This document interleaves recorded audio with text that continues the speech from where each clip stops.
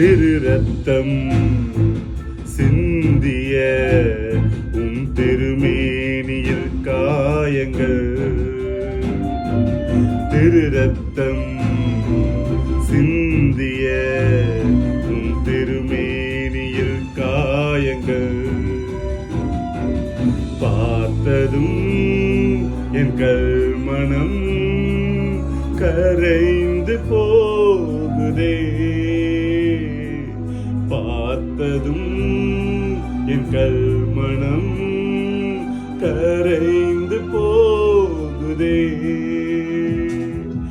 ஏன் இந்த காயம் ஐயா, ஏன் இந்த காயம், ஏன் இந்த காயம் ஐயா, ஏன் இந்த காயம்,